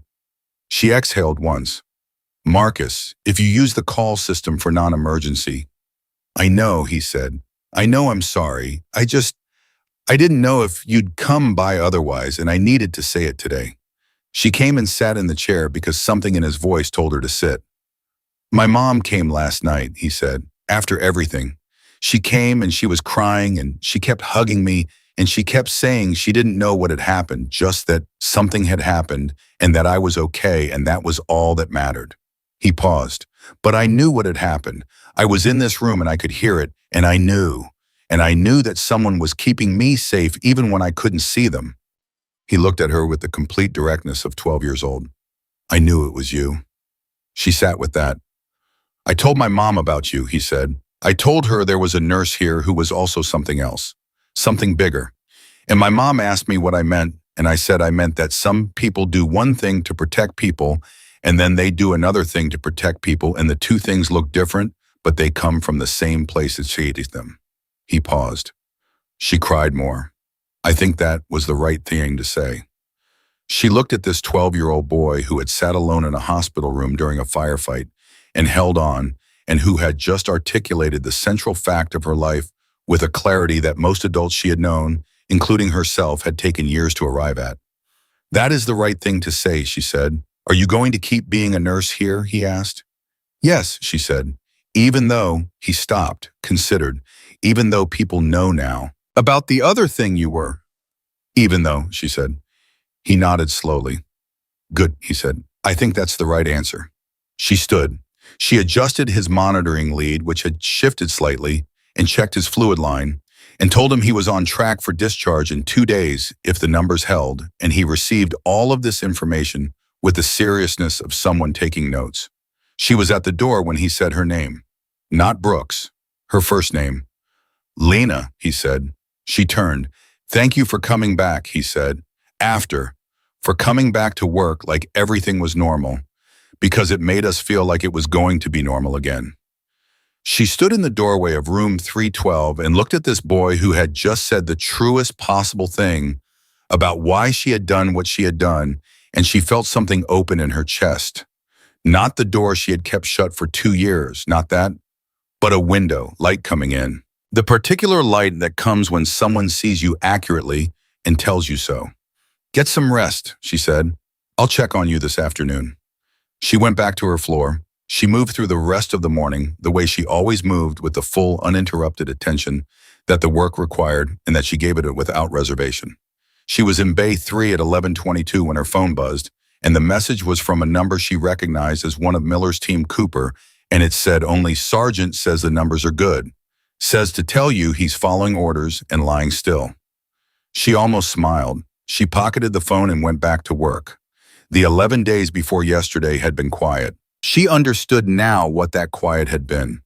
Not the quiet of safety, not the quiet of a woman who had successfully escaped something, but the quiet of a woman who had chosen a place and was waiting with the patience of someone who understands that what you wait for eventually arrives, for the life she was waiting for to fully become itself. It had. Not in the way she had imagined, because she had not permitted herself to imagine it. In the way things actually happen, which is always harder and stranger and more specific than imagination, and always more real. The investigation would proceed. The review board would convene. She would sit in a closed room and say the names she had been carrying and describe the night they were lost, and point with the specific and unambiguous certainty of someone who had been there and had never forgotten at the face of the man responsible. The process would be long, and it would cost her things she hadn't yet calculated, and she would pay those costs because they were the cost of the right thing. And she had never in her life found a compelling reason not to pay the cost of the right thing. She would be at the coffee place at 3:15. She would sit across from a man who had trusted her with his team in a crisis, and who had brought her the right coffee, and who looked at her without requiring her to be anything other than what she was. She didn't know what that became. She didn't need to know yet. Some things earned their shape over time, and she had enough respect for the process to let it have the time it needed. She would come back tomorrow, and the day after, and the day after that. To Harold, who read people the way she read terrain. To Torres, whose hands didn't shake anymore, and who was learning to eat actual food before rounds. To Marcus, who had identified the central fact of her life with the clarity of someone who hadn't yet learned to complicate the clear. To the patients she hadn't met yet, the ones who were going to come through those doors broken in ways she knew how to help with, because this was what she had trained herself to be and what she had chosen to remain. Corporal Brooks had walked off one battlefield and found another, a quieter one where the victories were smaller and more permanent, where the lives you saved went home, where the enemy was not always visible, but the fight was always worth fighting. She had picked up a rifle once more when the moment required it, and she had set it down again cleanly when the moment was over, and she had gone back to the work with both hands free. She was not a soldier anymore. She was not hiding. She was not waiting for the next threat to materialize, not bracing for the next blow, not living in the specific crouch of someone who expects the world to come at them sideways. She was a nurse. She was here. She was exactly precisely, completely who she had decided to be, and the courage it had taken to make that decision, to lay down the identity that had defined her and choose something quieter and harder and more honest was the most significant act of her life. That was not a small thing. That was the whole thing. She went to check on Harold, who was going to be very pleased about the soft food and the work was waiting, and Lena Brooks walked towards it with both eyes open and her whole life in her hands.